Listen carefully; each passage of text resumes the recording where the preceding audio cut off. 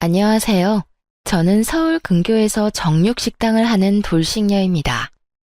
저는 시모의 무시와 파렴치한 행동으로 혈압을 올리다 결국엔 남편의 외도까지 알게 되어 이혼을 하게 되었는데요. 저에게 이런 막장 종합 세트를 선사해준 그 인간들에게 제대로 한 방 먹여주고 이혼을 해 그 시절을 생각하면 짜증이 나기도 하지만 한편으로 통쾌하기도 합니다. 오늘은 오랜만에 쉬게 되어 평소에 제가 애정하는 사연 열차에 사연을 보내보는데요. 글재주가 좋진 않지만 최선을 다해볼 테니 다들 재미나게 들어주세요. 그러면 시작해볼게요. 저와 남편은 맞선 자리에서 만나 결혼을 전제로 연애를 시작하게 되었어요. 연애 시절의 남편은 다들 그러하듯 다정하고 저만을 위해주고 저를 많이 사랑해주는 꿈을 그리던 남자였어요. 이런 남자를 놓치고 싶지 않았고 남편이 결혼하자는 말에 조금의 고민도 없이 결혼까지 하게 되었습니다. 그 당시 시댁은 살아생전 시부가 벌어놓은 재산과 시모가 물려받은 재산으로 노후를 보내는 상황이었고 친정 부모님은 정육식당을 운영하고 있었어요. 전 그런 친정 부모님의 가게를 물려받기 위해 식당에서 함께 일을 하는 상태였고 남편은 시모의 자랑인 대기업에 다니던 중이었죠. 남편이 대기업에 다닌다고 한들 기가 죽거나 하진 않았어요. 그도 그랬던 것이 대기업이 좋다고는 하지만 한 달 벌이로만 따진다면 제가 더 많이 버는 편이었기에 굳이 제가 기까지 죽을 필요가 없었던 것이었죠. 공부도 남편 못지않게 빠지지 않을 만큼 했고요. 이런 저의 커리어를 남편 역시 존중해 주었고 남편과 저 사이엔 아무런 문제가 없었어요. 하지만 다들 예상하시다시피 시모가 문제였어요. 많이들 들어보셨죠? 대기업 다니는 아들 둔 시모들의 그 높은 콧대와 아들이 최고라 믿고 며느리는 발톱의 때만큼도 못한 존재로 여기는 못 배운 사람들이 하는 짓거리 말이에요. 저의 시모도 그런 사람들과 다르지 않았고 시모는 말끝마다 대기업 다니는 우리 아들이라고 하며 은근히 저를 깔아뭉개는 말을 하곤 했어요. 왔니? 대기업 다니는 우리 아들. 요즘 회사 생활은 좀 어때? 괜찮니? 늘 똑같지 뭐. 엄마는 잘 지내셨어? 남편에겐 빛이 날 정도로 밝은 미소를 보이던 시모는 표정을 싹 바꿔 굳은 표정으로 저를 보며 빈정거리기 시작하더군요. 그럼 넌 빈손이니? 명색의 유명한 정육식당 딸이 어떻게 시댁 오는데 빈손으로 오니? 하다못해 고기 한 덩이라도 가지고 오지 않고. 어이가 없더라고요. 언제는 고기 못 먹어서 죽은 사람 없다며 고기 좀 그만 가지고 오라고 할 땐 언제고 이번엔 이딴 소리를 하니까요. 어머님, 남들이 들으면 제가 늘 빈손으로 온 줄 알겠어요. 저 계속 고기 챙겨왔었는데 어머님이 고기 못 먹고 죽은 사람 없다고 하시면서 그만 가지고 오라고 하셨잖아요. 그래서 빈손으로 온 건데 그런 식으로 말씀하시면 제가 섭섭해요. 섭섭하긴 내가 더 섭섭하다. 그렇다고 진짜 빈손으로 오는 애가 어디 있니? 이래서 여자는 배울 만큼 배우고 센스가 있어야 한다고 하는 게야. 우리 아들은 대기업까지 다니면서도 센스가 차고 넘치는데 넌 도대체 왜 그러니? 난 아직도 이해가 안 되는 게 너 같은 애가 어떻게 우리 아들을 만나 결혼까지 할 수 있었는지 너무 궁금하구나. 시모는 늘 이런 식이었어요. 시작은 아들 자랑, 끝은 저의 비난. 아무리 들어도 적응이 되지 않는 시모의 비난은 이렇듯 이어지고 있었고 전 그런 시모의 반응에 적응이 되어 한 귀로 듣고 한 귀로 흘려보내고 있었죠. 이렇게 저를 무시하면서도 친척들 앞에서 생색은 내고 싶은 건지 명절만 되면 친정에서 한우 선물 세트를 친척 수만큼 챙겨오라고 명령하는데 정말 미쳐버리겠더라고요. 저요, 아무리 사장 딸이라고 해도 그걸 공짜로 가지고 오진 않아요. 물론 남들보다 저렴하게 가지고 오는 건 맞지만 저도 매번 공짜로 가지고 오는 건 아니라고 생각해 매번 계산을 하고 가지고 와요. 거기에다 선물 세트는 친척들한테 주는 것이고 자신에겐 용돈 봉투를 따로 내놓으라고 하니 정말 미치고 팔짝 뛸 노릇이었죠. 용돈은 안 주니? 명색의 명절인데 그냥 넘어갈 건 아니지? 네? 용돈이요? 어머님, 저 한우 세트 준비했는데 용돈까지 드려야 하는 거예요? 그럼 한우 세트는 내가 받은 게 아니지 않니? 그건 그거고 용돈은 용돈이지. 설마 너 한우 세트 믿고 용돈은 준비 안 한 거 아니지? 아, 용돈은 준비 못했는데 현금도 없고요. 아범한테 한번 물어볼게요. 혹시 현금 준비한 거 있는지요? 아니, 됐다. 난 너한테 용돈이 받고 싶은 거지. 내 아들이 주는 용돈은 이때껏 많이 받았다. 저리 센스가 없어서야. 이래서 내가 널 예뻐하려야 예뻐할 수가 없는 게야. 시모는 개념 없는 시모의 덕목을 고루 갖춘 사람이었고 그중 단원 최고는 남편의 돈만 아까워한다는 것이었습니다. 남편이 총각일 시절 시모에게 용돈을 따로 챙겨주지 않았다는 걸 들어 뻔히 다 아는데 저딴 말이나 하니 저 역시 시모가 곱게 보려야 볼 수 없는 상황이었죠. 시모만 생각하면 당장이라도 연을 끊든 이혼하든 뭐든 하고 싶은 심정이었지만 남편을 너무 사랑하기에 적당한 선까진 참고 지내고 있었어요. 이건 아니다 싶은 날엔 남편이 나서주기도 했고요. 그러던 어느 날 시모가 또 저에게 연락을 해 전화 통화로까지 잔소리를 퍼붓자 남편이 도저히 안 되겠다 싶었는지 전화기를 빼앗아 들더라고요. 엄마, 이 사람한테 그러지 좀 마. 이 사람 대기업 다니는 나보다 돈 더 잘 번다고. 엄마 말대로면 이 사람이 날 모시고 살 게 아니라 내가 이 사람 모시고 살아야 하는 상황이니까. 제발 이 사람 식당에서 일한다고 그런 식으로 무시 좀 하지 마. 엄마 그럴 때마다 내가 더 민망하고 속상하단 말이야. 너는 내가 또 언제 그렇게까지 무시했다고 그러니? 무시했잖아. 내가 옆에서 다 들었거든. 별거 아닌 걸로 잔소리하고 그 말 끝엔 꼭 대기업 다니는 우리 아들한테 잘해라고 하잖아. 그런 말도 좀 하지 마. 아들이 이렇게 부탁할 게 엄마. 알겠어, 알겠다고. 앞으로는 조심할 테니까 너도 그만 열내고 얼른 쉬려무나. 죽고 못 사는 남편이 나서 저렇게 이야기하니 시모는 다신 그러지 않겠다고 하며 전화를 끊더라고요. 언뜻 보면 참 잘된 일 같기도 했지만 결론만 말하자면 그렇지 않았어요. 남편은 시모가 저를 무시 못하게 하려고 한 모든 말들이 결국엔 나비 효과가 되어 저를 더욱 괴롭게 만들었으니까요. 다음날 시모는 부모님의 식당이 그 정도로 잘 된다는 것을 확인이라도 하고 싶었는지 친구 한 분과 식당으로 왔더라고요. 어머님, 여긴 어떻게 오셨어요? 지나가다가 생각나서 잠시 들러봤다. 점심시간 되고 해서 밥도 먹을 겸 해서 말이야. 그나저나 장사가 잘 되네. 점심시간이기도 하고 근처에서 행사가 있다나 봐요. 오늘은 유난히 손님이 많긴 하네요. 식사하시고 가실 거죠? 빈자리 편하신데 앉으세요. 제가 상 차려드릴게요. 그래. 오늘 일찍부터 나와서 설쳤더니 허기가 지네. 고기 좀 많이 내오거라. 좋은 부위로 골라서. 한결같이 얄미운 시모였지만 전 제가 할 수 있는 선에서 성심성의껏 시모를 대접해 주었어요. 첫 방문이기도 했지만 친구분도 함께 있으니 그래도 가족이라고 대충 대접할 수가 없더라고요. 친정 부모님도 처음으로 오신 건데 돈을 어떻게 받겠냐며 한 끼 대접할 테니 푸짐히 챙겨드리라고 하셨고요. 시모는 이런 저와 부모님의 호의를 당연하다는 듯 고맙다, 잘 먹었다는 인사도 없이 가버렸네요. 오히려 친구분이 그런 시모의 태도에 더 당황한 듯 저에게 명함을 건네며 이렇게 말하더라고요. 저기, 오늘 잘 먹었어요. 너무 맛있어서 오랜만에 과식을 다 했다니까. 내가 이 근처에서 작은 공방을 하는데 한번 놀러 와요. 인테리어 소품도 있으니까 와서 마음에 드는 거 있으면 내가 선물로 주고 싶어서 그래. 꼭 한번 와요. 네, 시댁 가는 날에 한번 갈게요. 맛있게 드셨다니 다행이네요. 다음에 또 드시러 오세요. 시모에게 어떻게 저런 친구분이 있을 수 있는지 의아할 정도로 상반되는 모습이었어요.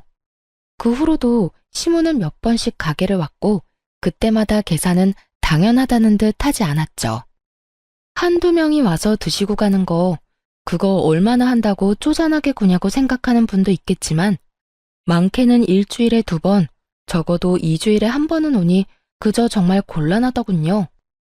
거기에다 제일 바쁜 시간에 넓은 좌석을 떡하니 차지하고 앉아 세워라 내워라 먹고 있으니 정말 짜증도 났고요. 그러던 어느 날 시모는 친구 모임이라며 무려 친구 10분을 모시고 왔더라고요. 예, 오늘 모임인데 여기 룸도 있지? 룸으로 안내하렴. 다짜고짜 룸으로 안내하라는데 순간 예약을 하신 적이 있나? 착각이 들 정도였어요. 전 혹시나 하는 마음에 예약 명단을 살펴보았고 시모의 이름이 없다는 사실을 확인했죠. 어머님, 룸은 다 예약제라서 빈 곳이 없고요. 다른 테이블로 앉으셔야 할 것 같아요. 뭐? 룸이 없어? 저기 저 룸 비어있는데 저리로 가면 되지 않니? 저기도 곧 예약한 손님 오실 거라 안 돼요. 그러지 말고 저쪽 테이블에 자리 잡으세요. 안 되는 걸 안 된다고 했을 뿐인데 시모는 자기 뜻대로 되지 않을 것 같아지자 갖은 생떼를 부리기 시작하더군요. 테이블 말고 룸 내놓으라는 내 말 안 들리니? 내가 명색이 네 시어머니인데 그 정도도 못 해준다 이 말이야. 짧게는 며칠 전부터 길게는 일주일 전부터 예약하신 분들인데 어떻게 제 마음대로 취소하겠어요. 하물며 전부 곧 오실 텐데. 어머님 룸으로 모시려고 그분들을 헛걸음하게 만들 순 없어요. 그러니 이번엔 어머님이 양보해 주세요. 아무리 좋게 그리고 이해가 되기 쉽도록 설명을 해도 아무 소용이 없더라고요. 막무가내. 시모는 이 단어를 단번에 떠올릴 만큼 그야말로 막무가내로 우겨댔으니까요. 내가 헛걸음하는 손님까지 신경 써야 하니? 난 무슨 일이 있어도 무조건 내 친구들이랑 룸에 들어가서 밥 먹어야 하겠으니까 잔말 말고 룸에다 세팅해놔. 시모는 난동에 가깝게 때를 썼고 부모님마저도 난색을 보이며 시모를 설득했어요. 시모는 룸에 무슨 꿀이라도 발라놓은 사람처럼 친정 부모님에게도 무조건 룸만을 외치며 우겨대더라고요.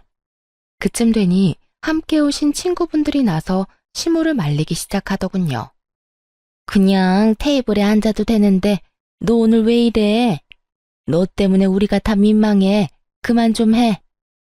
그래, 며느리 곤란한 거 안 보이니?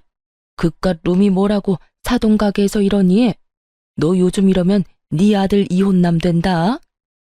그러니까 너 앞으로 이렇게 굴 거면 다신 우리 보고 여기 오자고 하지 마. 네 며느리한테 미안해서 고기도 안 넘어가겠어. 친구들의 만류에 시모는 그제야 입을 다물고 테이블로 가서 자리를 잡더군요. 여전히 저를 노려보고 있었고 돌아가실 때 당연하다는 듯 계산은 하지 않고 가더군요. 회비를 거두는 걸 서빙하며 분명 받는데도요. 그렇게 식사를 마치고 돌아간 시모가 저에게 어떻게 했을지 다들 상상되시나요? 시모는 그날 저녁 저에게 전화에 득달같이 퍼붓기 시작하더군요. 내가 오늘 너 때문에 얼마나 창피했다는 줄 아니? 그깟 룸 좀 내주는 게 뭐가 힘들다고 그걸 안 된다고 해서 그 난리를 만든 게야. 고기 맛도 특별하지도 않은 거 내가 소문내주려고 친구들 데리고 일부러 간 건데. 넌 어떻게 그런 날을 망신당하게 할 수가 있는 거냐고. 시모는 마치 다 저희 가게를 위해서 저를 생각해서 억지로 하는 수 없이 저희 가게를 온 것처럼 말하더라고요. 그 순간 전 참을 수 없는 화가 몰려왔고 이성의 끈이 끊기며 저대로 울분을 토해내기 시작했어요. 아니 어머님, 막말로 오늘 제가 뭘 그렇게 잘못했다고 이 난리세요? 어머님 예약하고 오신 것도 아니고 룸은 예약제인 거 다 아시잖아요. 몰랐다고 한들 제가 예약이 다 돼 있으니 안 된다고 말도 했고 그러면 어머님도 고집 꺾으시고 빈자리 앉으시면 되는 거였잖아요. 거기서 절대 싫다고 우긴 건 다름 아닌 어머님이었어요. 그것도 저희 친정부모님이 보는 데서 말이죠. 도대체 저희 친정을 얼마나 무시했으면 그런 행동을 하실 수가 있어요? 난 네 친정 무시한 적 없다. 그저 손님으로서 정당한 요구를 했을 뿐이다. 그 인원이 갔는데 예약이고 나발이고 룸을 내줘야 하는 건 당연한 거 아니니? 그래서 돈 벌겠어? 넌 오늘 단골이 될 뻔한 손님들을 다 놓친 거야. 아까 어머님이 내달라고 했던 룸 손님 수가 20명이었고요. 그보다 더 많은 손님도 다들 예약하고 오세요. 그리고 어머님은 손님 아니시잖아요.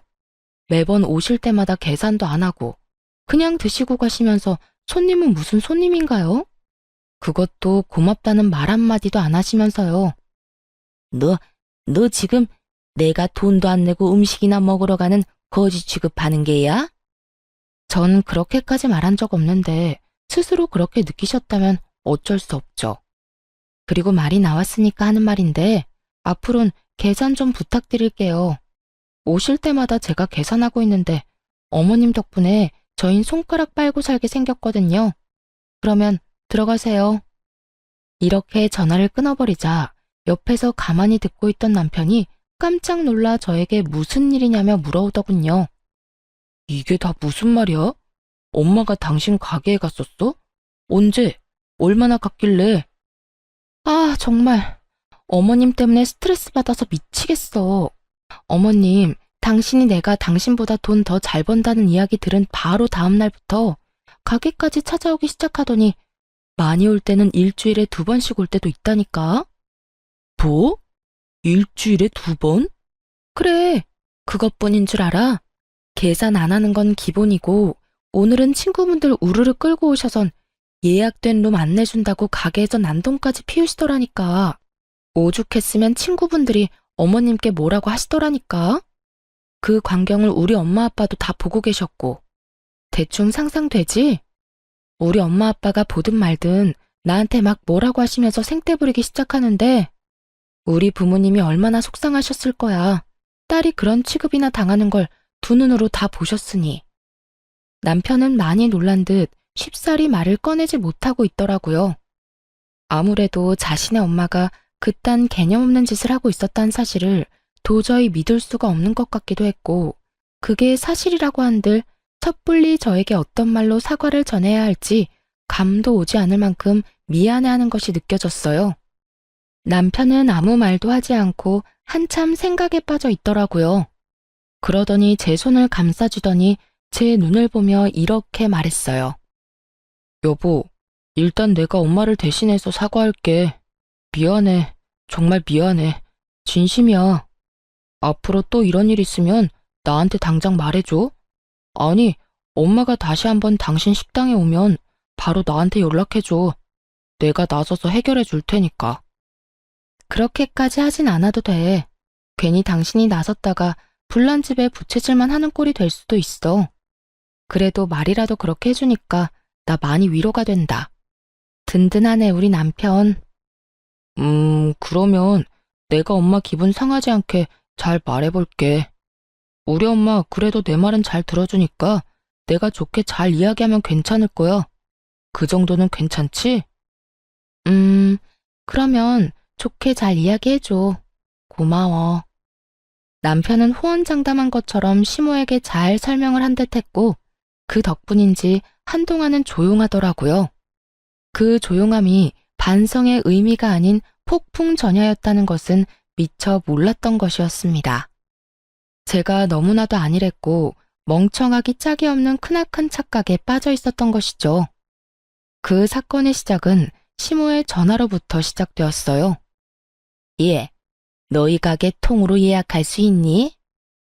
통으로요? 전체를 빌리시겠단 말씀 맞으시죠? 그래, 이번에 동창회가 있는데 다른 식당 좋은 일 시켜줄 필요 뭐가 있니? 며느리가 식당을 하는데. 그래서 내가 예약한다고 큰소리 치긴 했는데 아무래도 인원수만큼 예약하는 것보다 아예 가게 전체를 빌리는 게 더 좋을 것 같아서 말이다. 그렇긴 한데 그날은 이미 예약한 손님들이 계셔서 그건 힘들 것 같아요. 그냥 인원수대로 예약하시면 가능할 것 같은데 어떻게 하실래요? 그래? 그러면 그냥 인원수대로 해주렴. 아쉽지만 어쩌겠어. 어차피 쓰는 돈 우리 며느리 가게에서 쓰는 게 맞지. 네, 그러면 예약해 둘게요. 신경 써주셔서 감사해요. 별소리를 다 해. 나도 네 말 듣고 생각 많이 해봤는데 아무래도 내가 미안한 부분이 있더구나.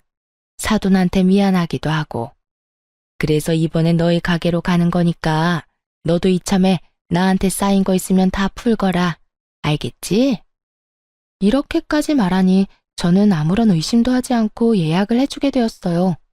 다른 사람도 아닌 시모가 화해의 손길을 내민다고 생각했기에 저 역시 이 기회에 그간 묵혔던 나쁜 감정을 털어내고 앞으로 잘 지내봐야겠다는 마음을 먹기도 했었고요.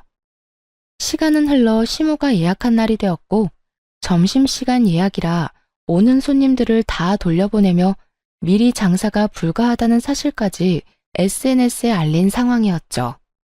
전 절반이 넘는 테이블에 기본 세팅을 시작했어요.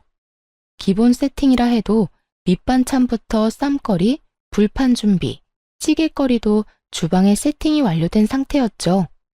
시간이 점점 흐르고 있었고 기다리는 시모는 오지 않더라고요. 그렇게 30분을 기다려도 시모는 오지 않았고 혹시나 하는 마음에 시모에게 전화했더니 시모는 오는 중이라고 하더군요. 어머님, 오시고 계시죠? 아무 연락이 없으셔서 전화드려봤어요. 그럼 다 모여서 간다고 이제 출발했어. 그래도 가까운 곳에서 다들 모였으니 오래 기다리진 않아도 될 거다.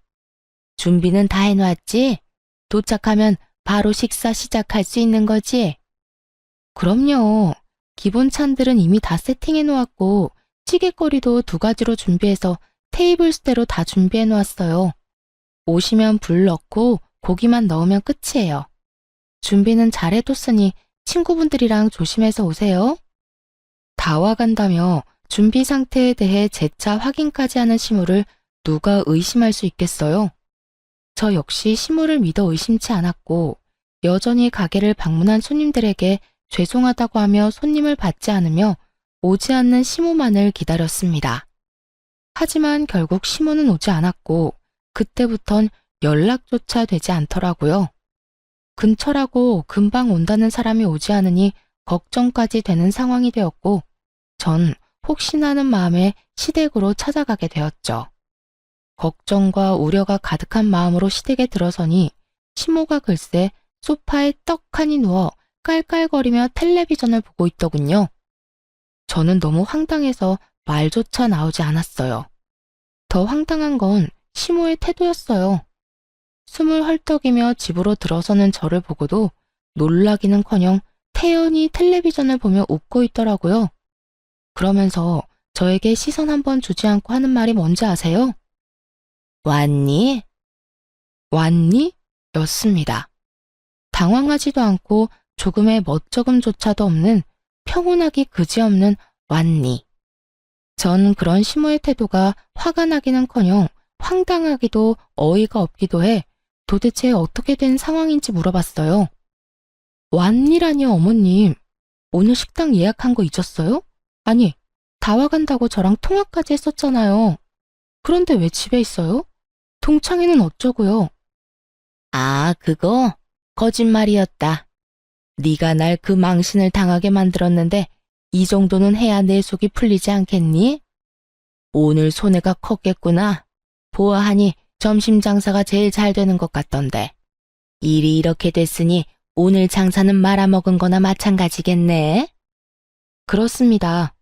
전 다른 사람도 아닌 시모에게 노쇼를 당한 것이었어요. 그것도 고약한 시모의 계획에 의해서요. 시모는 앞전에 제가 룸을 내주지 않아 친구분들께 망신을 당한 걸 마음에 고이 품고 있었더라고요. 남편이 시모를 달래며 저에게 그러지 말라고 했을 땐 알겠다고 철석같이 답해놓고선 뒤론 저를 어떻게 하면 골탕을 먹일까 머리를 굴려대며 이딴 계획을 세웠던 것이죠. 중간에 다 와간다고 거짓말을 한 이유가 더 소름이 끼치더라고요. 시모가 연락도 없이 계속 늦으면 테이블을 정리하고 손님을 받을까봐 그랬다고 하는데 정말이지 시모고 나발이고 욕을 해버리고 싶은 심정이었습니다.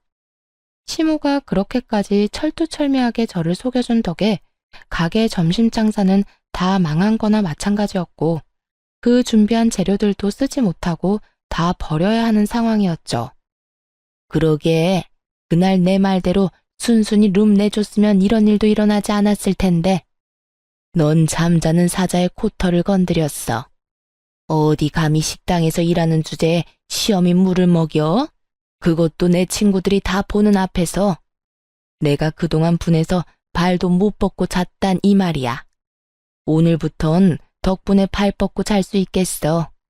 네가 멍청하게 속아주는 바람에 내가 속이 다 시원하거든. 시모의 고약한 웃음소리는 저의 귀에 그대로 꽂혀버렸고 전 시모에게 소리를 질러버렸어요. 이게 뭐 하는 짓이에요? 제가 뭘 잘못했다고 이딴 짓까지 하냐고요? 아니, 어머님 입장에서 화가 난다고 한들 이건 아니죠. 어떻게 제 가게도 아닌 친정 부모님 가게에 피해를 줄 수 있냐고요. 다른 사람도 아닌 사돈인 어머님이요. 시모는 제가 화를 내든 소리를 지르든 상관없다는 듯 여전히 통쾌하다는 듯 깔깔거리며 웃고 있었고 그 순간 제 연락을 받은 남편이 시모를 찾기 위해 시댁으로 들어오더군요. 뭐야? 엄마 집에 있었어? 오늘 집사람 가게 예약했다면서 여기 있으면 어떡해. 연락도 안 되고. 집사람이랑 나랑 얼마나 걱정했다는 줄 알아? 남편 역시 시모의 모습을 보고 화를 냈고 시모는 제가 무어라 말을 꺼내기도 전에 바닥에 주저앉아 바닥을 치며 곡소리를 내기 시작하더군요. 내가 예약 날짜를 헷갈렸는데 그렇다고 네 처가 나한테 찾아와서 화를 막 내더라고. 아이고, 늙으면 죽어야지. 날짜도 제대로 모르고. 다음 주 동창회 예약한다는 게 이번 주에 예약해버리는 실수를 해버렸지 뭐니. 휴대전화를 가방 안에 넣어둔 걸 잊지를 않나. 내가 죽어야지. 그래야 자식들 고생 안 시키지. 아이고. 연기대상감 뺨치게 눈물 연기를 기가 막히게 하는 시모를 보며 더욱 화가 났고 시모의 어깨를 부여잡고 애원하듯 물었습니다. 어머님, 갑자기 왜 이러세요? 저한테는 일부러 안 온 거라면서요. 저 골탕 먹이려고. 저 괘씸해서 안 온 거라면서요. 그런 저를 시모는 겁에 질린 표정으로 바라보며 제 손을 조심스럽게 떼어내더라고요. 무섭다는 듯 손까지 떨어대면서요. 내가 언제 그랬다고 그러니? 너 무섭다. 아무리 화가 많이 난 상태라고 해도 없는 일 만들어서 말하는 거 아니다.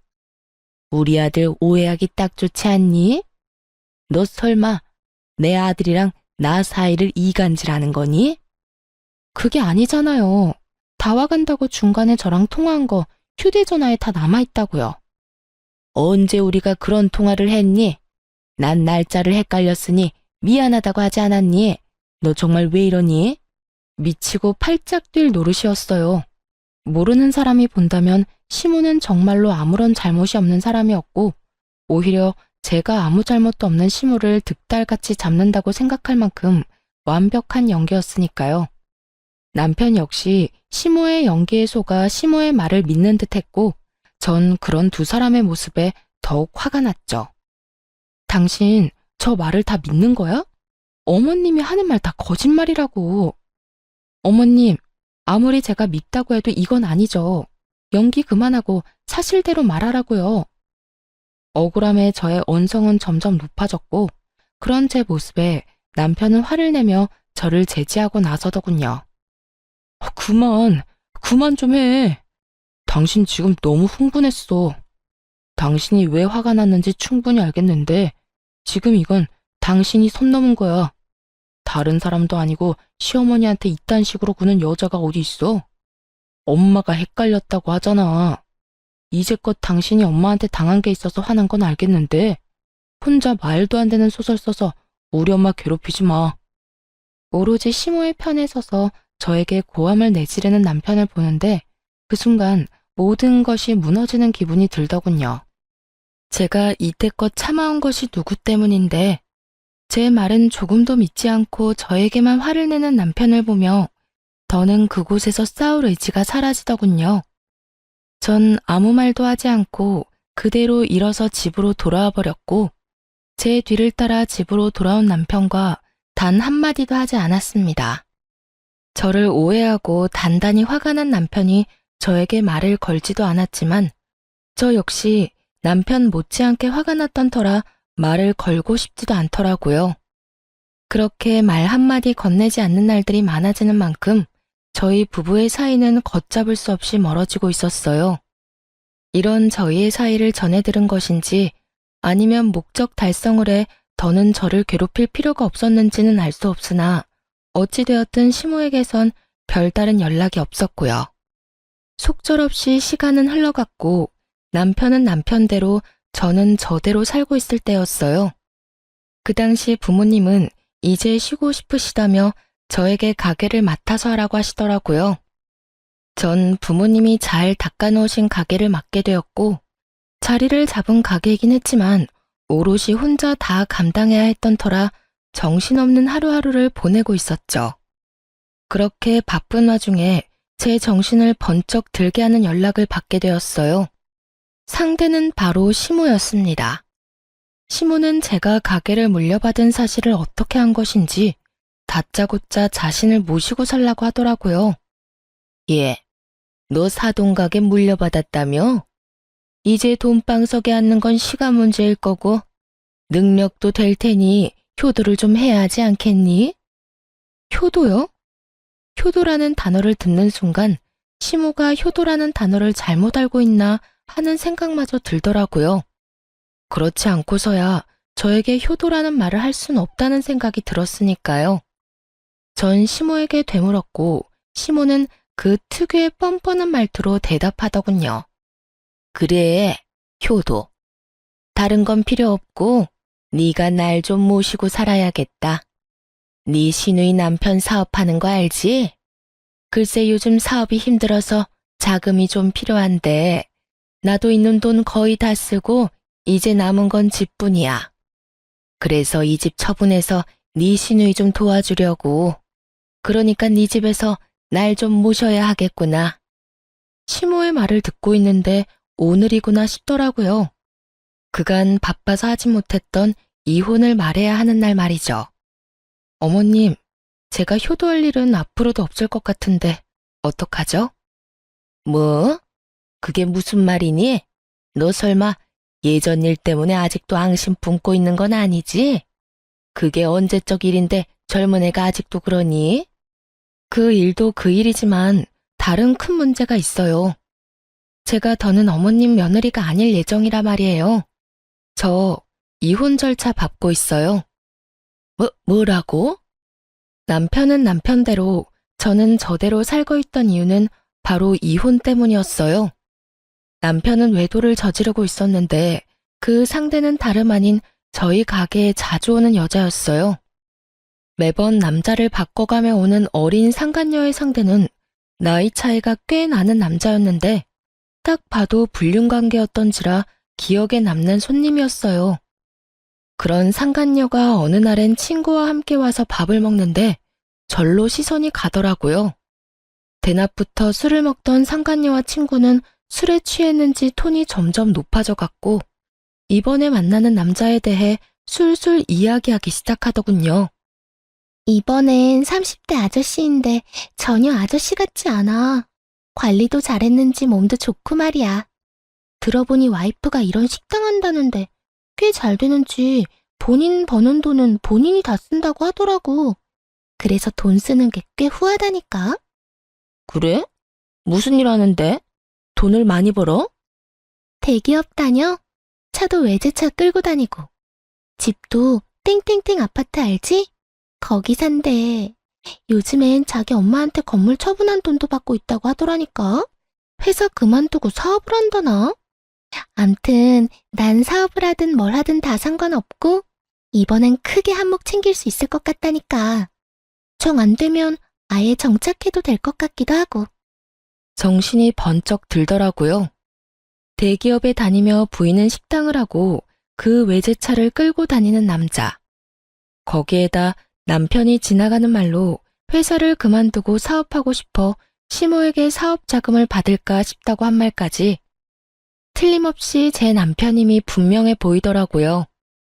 모든 것이 틀림없어 보였지만 전 확실히 하기 위해 사람을 붙였고, 아니나 다를까 남편은 꽃뱀 같은 젊은 상간녀에게 홀려 있는 돈 없는 돈 다 퍼주고 외도를 저지르고 있더군요.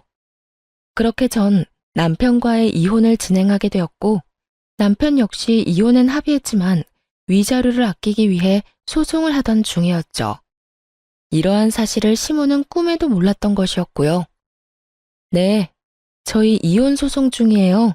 아니, 이제 거의 마무리돼서 이혼한 거나 다름없는 상황이죠. 갑자기 이혼은 무슨 이혼? 그 잘난 당신 아들이 젊은 꽃뱀한테 홀려서 바람을 피우고 있더라고요. 어머님 말대로 제가 능력이 되는데 그딴 남자 안고 살아봤자 뭐 하겠어요? 생각해보면 다 어머님 덕분이에요. 어머님이 그날 저를 그런 식으로 골탕 먹이는 바람에 남편이랑 저랑 사이가 멀어졌고, 그 틈으로 꽃뱀이 끼어들었으니까 말이죠. 감사해요, 어머님. 전 이제 이 빌어먹을 결혼 생활 청산하고 새 출발하려고요.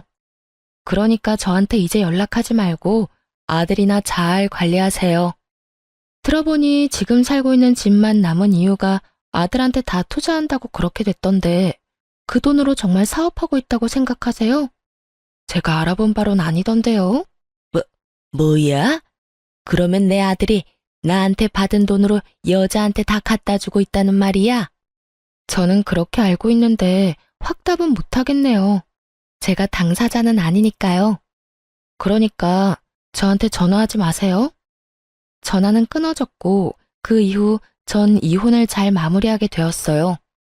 전 남편에게 위자료는 물론이고 약간의 재산 분할과 상간녀에게 위자료를 받으며 이혼을 하게 되었습니다. 저와 이혼하고 난 후 아무것도 모르는 전 남편은 상간녀와 살려고 함께 살려고 했지만 뜻대로 되진 않은 듯 하더군요. 저에게 전화가 와 저 때문에 사랑하는 여자와 살지도 못한다고 난리를 부렸거든요. 당신 도대체 우리 엄마한테 무슨 소리를 얼마나 했길래 우리 엄마가 저렇게 안 된다고 반대를 하는 거야. 말을 알아들을 수 있게 말을 해. 앞뒤말 다 자르고 다짜고짜 따지고 들면 내가 어떻게 대답을 해? 네가 우리 엄마한테 유민이 이야기했다며. 다 들었거든? 도대체 뭐라고 했길래 엄마가 유민이한테 화내고 욕까지 하면서 그 난리를 부리냐고. 크게 한바탕 소동이 났다는 말을 듣는데 그 순간만큼은 정말 시모를 향해 손뼉이라도 쳐주고 싶은 심정이더라고요.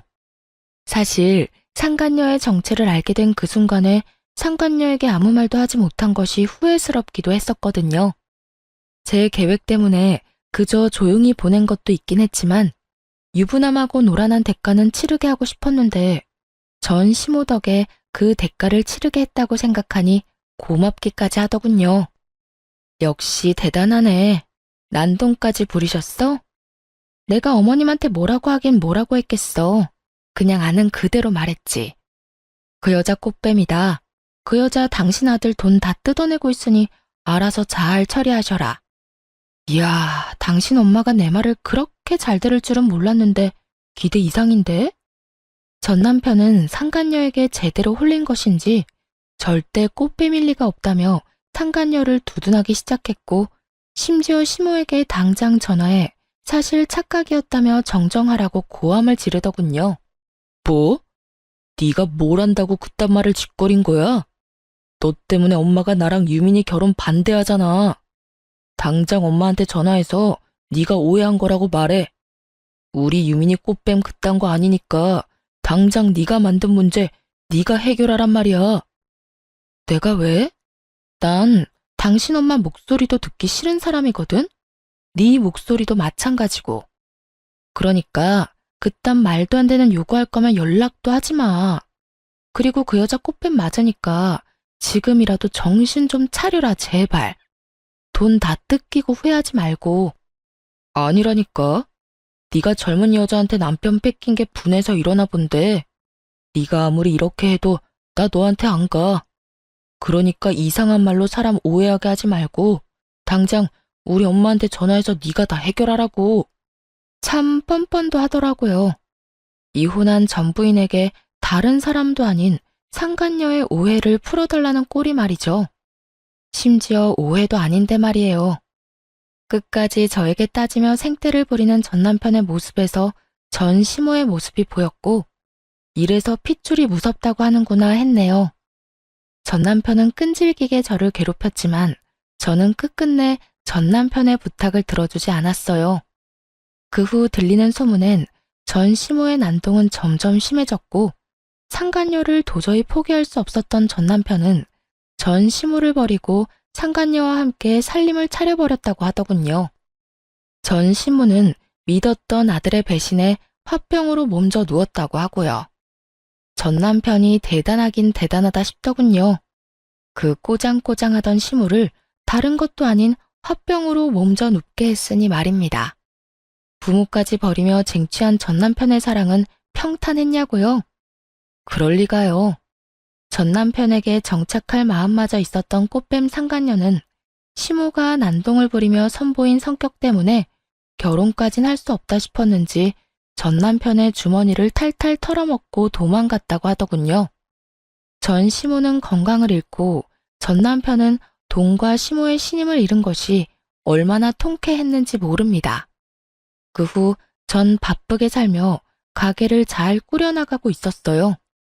그러던 어느 날 저 따위에겐 돌아올 리 없다던 전 남편 놈이 아주 거짓골을 해서 저를 찾아왔더라고요. 쭈뼛쭈뼛 주변 눈치를 살피며 제 앞으로 다가와 살포시 무릎을 꿇더군요. 여보, 내가 당신한테 너무 큰 상처를 줬지. 그때 난 정신이 나간 상태였어. 속이려고 작정하고 붙은 꽃뱀한테 홀려서 미친 상태였다고.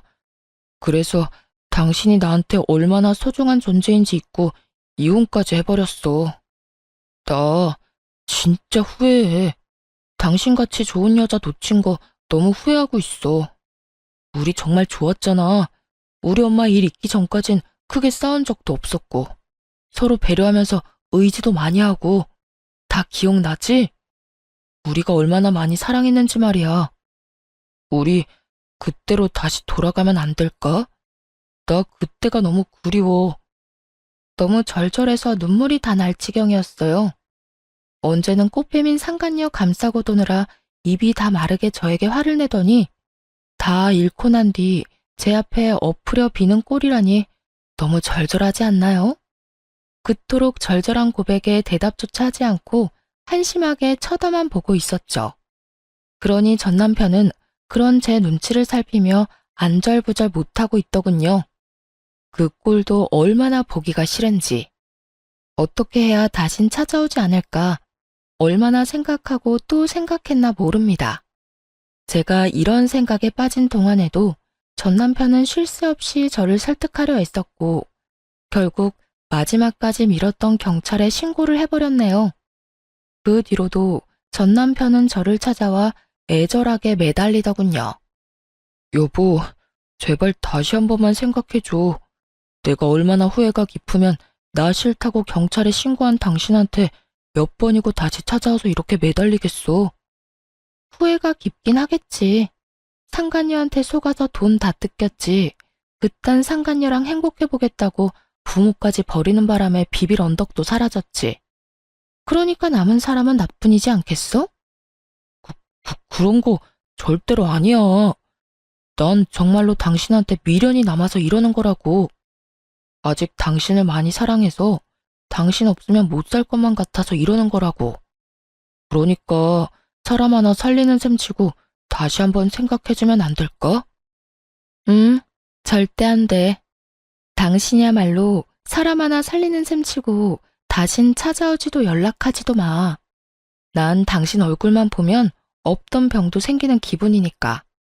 내가 정말 이런 말까진 안 하려고 했는데 도무지 당신이 내 말을 들어먹을 생각이 없어 보이니까 할게. 너 다시 나 찾아오거나 연락하면 내가 무슨 수를 써서라도 너 구속시켜버릴 테니까 그런 줄 알고 다신 나한테 아무 짓도 하지 마. 알겠어?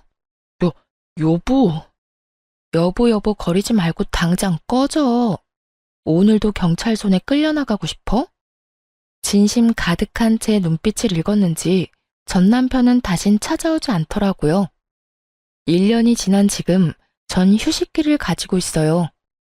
이혼을 하고 난 후 제대로 쉬어본 적이 없던 터라 부모님께서 한 달 정도 가게를 봐줄 테니 휴식기를 가지고 오라고 하시더라고요. 저 역시 좀 쉬어갈 필요성을 느끼고 있던 터라 죄송하긴 했지만 감사한 마음으로 쉬는 시간을 가지기로 했습니다. 오늘이 3일째인데요. 어제까진 죽은 듯이 잠만 잤어요. 그리고 오늘 여행짐을 싸기 전에 사연을 작성하고 있네요. 오늘의 사연을 마지막으로 좋지 않았던 기억들은 날려보내고 오랫동안 가고 싶었던 유럽 여행길을 나서보려고 합니다. 그곳에서 좋은 것을 보고 행복한 시간을 가지며 조금 더 마음의 여유를 만들어 돌아오려고 한답니다. 이번 여행에선 그 목적이 힐링과 여유인 만큼 돈에 얽매이지 않고 전 남편에게 받은 위자료를 아낌없이 잘 쓰고 오려고요. 아직 한 푼도 쓰지 않고 고스란히 뒀으니 충분히 쓰고도 남지 않을까요? 앞으로 저는 제 삶을 위해 열심히 행복해지려 노력할 예정입니다. 상상도 못했던 이혼을 경험했듯 앞으로 남은 날들에 예상치 못한 고난과 역경이 있겠지만 지금껏 그랬듯 잘 이겨낼 자신 있습니다. 사실 처음 이혼을 했을 땐 이렇게 긍정적이지도 자신감이 넘치지도 않았어요.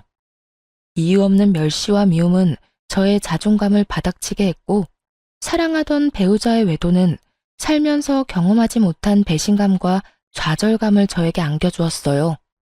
심지어 그땐 전 남편과 사이가 좋지 않은 것을 넘어 오만정이 다 떨어져 버린 상태였는데도 말이죠. 저는 그 모든 순간이 말로 할 수 없을 만큼 힘들었고 그 절망감이 저 스스로를 구렁텅에 빠져들게 만들기도 했습니다. 그러다 우연히 알게 된 것이 이 채널이었고 이곳에서 저와 비슷한 아픔을 겪은 분들의 사연을 들으며 많은 위로와 공감을 했습니다. 때론 아픈 사연에 눈물을 흘리기도 했고 때론 통쾌한 복수를 하시는 이야기를 듣고선 박수까지 치며 환호성을 지를 때도 있었어요. 답답한 이야기에 화가 날 때도 있었지만 사연을 듣는 시간만큼은 피해자가 아닌 경험자가 되는 기분이 참 좋았습니다. 그런 생각이 들자 더는 이혼이 부정적으로만 느껴지지 않더라고요. 좋은 경험은 아니지만 제 인생을 더 발전시킬 수 있는 경험이었다는 생각이 들기도 했고 실제로도 전 쉽사리 흔들리지도 무너지지도 않는 강한 사람이 되기도 했고요. 제가 위로를 얻어가듯 지금 제 사연을 듣고 계신 분들도 조금의 위로라도 받아가셨으면 좋겠습니다. 이로써 저의 긴 사연은 끝났습니다. 제 사연을 들어주신 모든 분 감사합니다.